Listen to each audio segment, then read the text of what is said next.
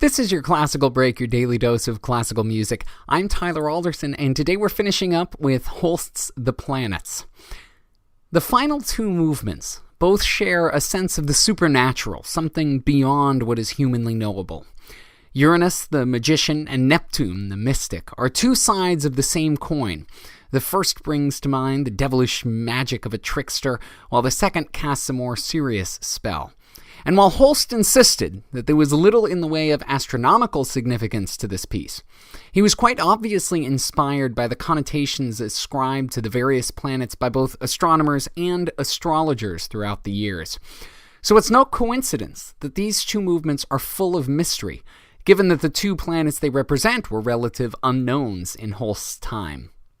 The ancients knew of 5 planets, all of which were clearly visible with the naked eye. They could be distinguished from stars by their odd movements, which astrologers took to be significant omens of events on Earth. For thousands of years, Mercury, Venus, Mars, Jupiter, and Saturn were thought to be the only planets in the sky, and they were carefully observed to see what wisdom they could impart.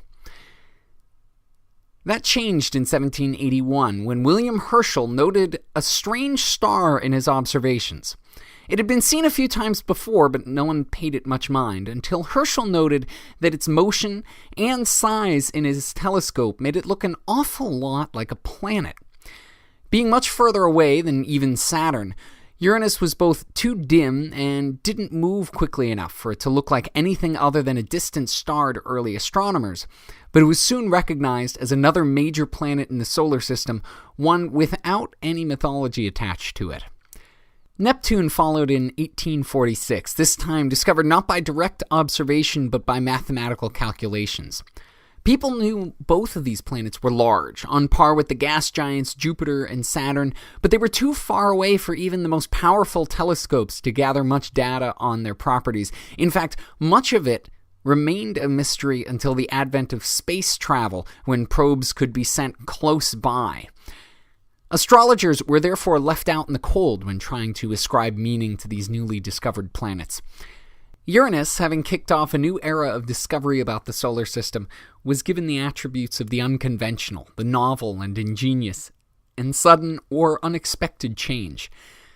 Astronomers had already given it the name of the Greek god of the sky, with a brilliant and unpredictable nature. And Holst interprets this in a cheeky, energetic movement full of mischievous energy. But at the end, a shift signals that the magic comes from a more profound place than it lets on. Enter Neptune, the mystic. Named for the Roman god of the sea, whose depths have amazed and terrified people throughout history. Astrologers linked Neptune with the concept of sophistication and vagueness, perfect characteristics for a planet that no one knew very much about. Holst takes out his own mystical card here, a choir that gives the finale to the planets a fittingly otherworldly feeling. Here's the National Youth Orchestra of Canada with Uranus and Neptune, the final movements of Holst's The Planets.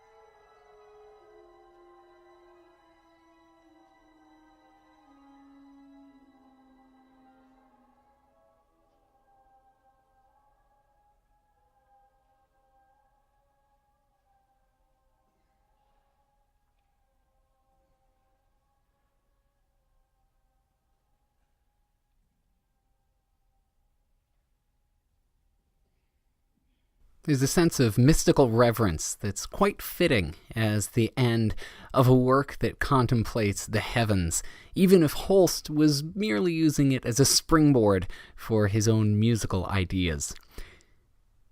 Thanks to the National Youth Orchestra of Canada for putting that up on imslp.org. And thank you for listening. If you have the chance, please rate and review this podcast wherever it is that you're getting it. I'm Tyler Alderson, and in the coming week for your classical break, we'll be listening to Mendelssohn, Fauré, and we'll start things off with some Mozart. I'll see you then.